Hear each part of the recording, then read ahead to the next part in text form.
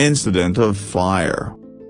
Where a big incident happened in Ara's life when she got burnt, and after staying in bed for about 8 months, when she recovered, the emperor happily opened the mouth of the Sultanate's treasury. On the 6th of April 1644, when she was caught in the fire, a public proclamation was made for her recovery. Money was distributed daily to the poor and a large number of prisoners were released. Researcher Ziauddin Ahmad in his book Jahan Ara, quoting Muhammad Sarli, writes that the emperor distributed 15,000 ashrifiyas and approximately the same amount of rupees to the poor in 3 days. 1,000 rupees were donated daily in this way. Used to go where 1,000 rupees were kept under Ara's pillow at night and distributed to the poor in the morning. Senior officials who were imprisoned for scams were released and their debts up to 7 lakh rupees were cleared. Forgiven. While Ziauddin writes that where Ara's recovery was celebrated for 8 days, they were weighed in gold and the gold was distributed among the poor. On the first day, Shah Jahan presented the princess with 130 pearls and bracelets worth 5 lakh rupees. On the second day a surpage studded with diamonds and pearls was given.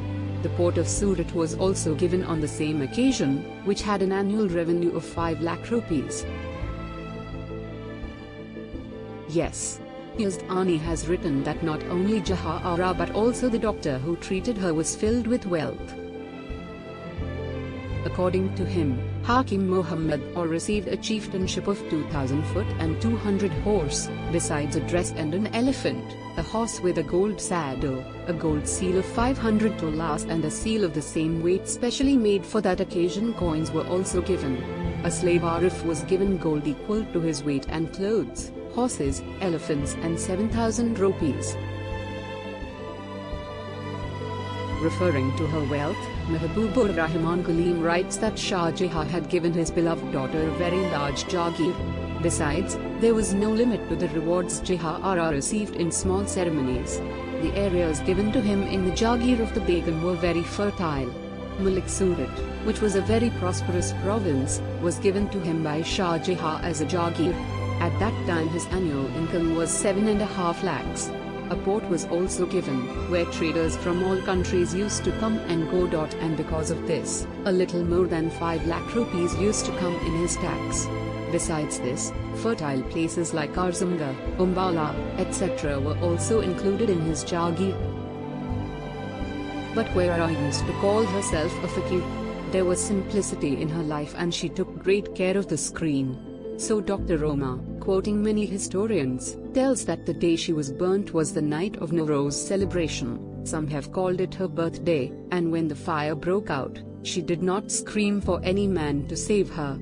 She came running to the nursery and fainted. 2 maids were also injured in extinguishing their fire, one of whom died, and where the world of the palace became dark due to the burning of Ara. Palace world, women's world. Jahanara's diary shows that she had a half-sister older than her, but all other children were born to Shah Jahan from the womb of Jahan Ara, that is Mumtaz Mahal. Referring to the palace, Jahanara writes, "Inside the palace is a world of women, princesses, queens, maidservants, apprentices, maids, cooks, washerwomen, singers, dancers, painters and handmaids keep an eye on the situation and guide the emperor there, keeps you informed about the situation. Some women have come by marriage into the royal family, some have been brought into the harem because of their beauty, the choice of princes. Many have been born within the 4 walls of the harem. Some women say that once you enter the harem, when you enter, no one can see your face. You disappear like a genie, and after a few days, even your family forgets your face." But where Ara's form and character could not be forgotten in Mughal history, and her beauty is mentioned in many places. where Ara herself tells that one day she was lazy, her mother scolded her and asked her to do something. "Are you lying dirty like a washerwoman?" On this, her father Shah Jahan had said, "If it is a washerwoman, she will be the most beautiful washerwoman in the world." While comparing the beauty of Noorjahan and her mother at one place, Jahan Ara writes that Noorjahan looked more attractive and beautiful than her mother because of her height and length of face. But she says that her mother was also very beautiful and blossomed like a flower that everyone wanted. Mahbub-ur-Rahman Khalim writes about the beauty of Begum Sahiba. Jahanara Begum was an unmatched Begum in terms of form and character in the Mughal dynasty. She was very beautiful. Some historians say that Roshanara Begum was famous for her beauty at that time, but Dr. Bernier wrote that though Roshanara Begum, her younger sister, is very beautiful, but where Ara Begum's beauty is more than this. Where Ara had that place that she had her own separate palace where she used to live. Translator and historian Maulvi Zakaullah Delvi wrote in Shah Jahan Nama that Jahan Ara Begum's palace was built adjacent to the palace of Emperor Shah Jahan.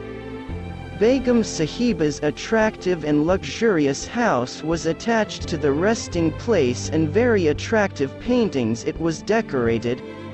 High-quality workmanship was done on its doors and walls, and precious gems were beautifully studded at various places. Her courtyard bungalow, which was situated on the banks of Yamuna, had 2 rooms, and they were very well decorated with naqsh nigar. This building was 3-story high and gold work was done on it. Turn to Sufism. Dr. Roma tells that she was attracted to Sufism in her youth, but after the burning incident, her life became more poor. But before that, Mahbub-ur-Rahman has written that earlier his way of living was very royal.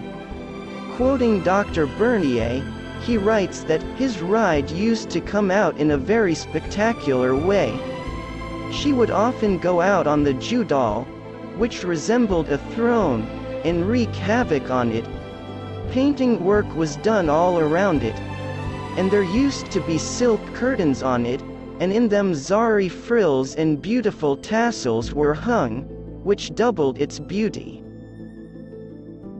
Sometimes Jahan Ara Begum used to ride on a tall and beautiful elephant, but the purdah was strictly prohibited, so she often used to go for a walk in the garden with much fanfare for entertainment.